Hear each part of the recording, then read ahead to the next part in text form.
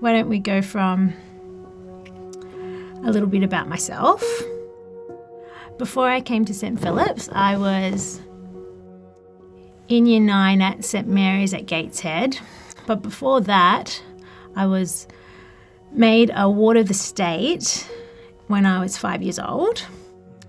And I'd been moved around a lot of different foster homes. What people don't really realise is that kids get moved around a lot, but then about at 12 years old, you get put into group homes when you don't have anyone. So I was put into a group home when I was 12 years old, and I was going to St. Mary's at Gateshead, and I was living in Wickham, but they were sending me to Gateshead, so I was on a bus to go back and forth.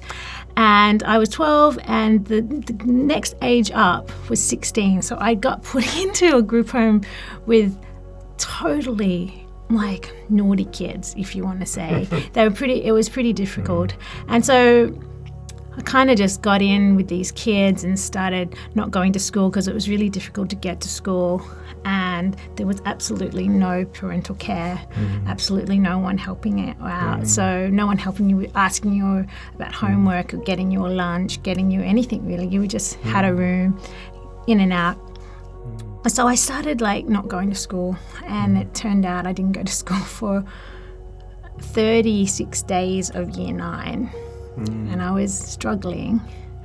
Academically, I was the lowest student in the lowest classes. So I had no self-esteem, I had no family. And yeah, I was going to youth group. I met some really nice kids there that came to this school. And so I had the idea that I wanted to go to this school. And I had an idea like, I cannot just not go to school. There was just a moment where I was like, I've got to get an education. So I decided to go to Docs, which was up at Charlestown. And I went in there and I spoke to my district officer. Her name was Yolanta. And we sat down and I said I wanted to go to St. Philip's. And she was just a bit shocked with me coming and even talking to her, because I think I'd met her about 3 times. Being a state ward from 5 years old, I probably met this woman that was in charge of my whole life about 3 times. This was one of them. And I asked her and she said yes. Okay. And that was it. And then so then I came, I got the interview with you, and I came in, I put a really nice dress on and came in, tried to be like on my best behaviour. But I don't know if you remember, like you looked at the report card and you were like, Susanna, this report card's pretty bad. You said your attendance is terrible, and you really looked at me and you said, I'm going to give you a go. I think in that moment, that was a really, really a major moment in my life, and it was really nice. And I was like, okay. And you said, if you muck up within the first term, I'll kick you out of school. Do you remember saying that?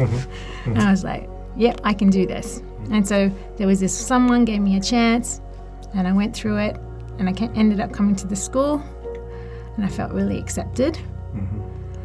Yeah, so what do you remember?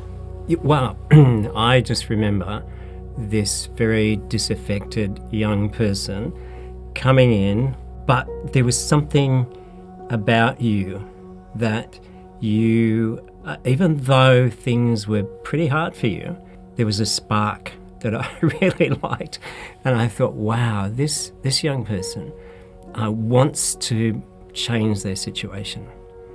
And you did. You went from that disaffected Year 9 student who seemed like you were going to be trouble to then performing at a really high level and in performing arts as well. And then you became the school captain in Year 12. Yeah. So what I'm really interested in, and for the people who are watching this to know, is what happened, what clicked, what changed in you that led to that amazing transformation. What happened was that I was seen that day in the meeting, and I was welcomed. And you have to understand, like a kid like me, I'd been suffering a lot of trauma. No one had cared at all. And you really know, you know who you are when you're that kid. You know there's no one there. And if I don't make my own life. No one's going to make it for me. But I think the acceptance and the fact that you gave me a chance, that doesn't happen every day to a kid like me. I look back at this day, another day that happened where I got called to the principal's office, and I came in and you said that docs weren't going to pay for my fees anymore, and I was in year 12 because I turned 18 because I had to repeat, so I turned 18 in my final year here. And you said, but we can't let go of our school captain, so you have to stay. And you said it so relaxed, and I think I was just in shock. And it's taken me a long time to realize that if you didn't do that day, I would have just been sitting in a group home somewhere trying to get into another school, trying to finish. I wouldn't have got to university.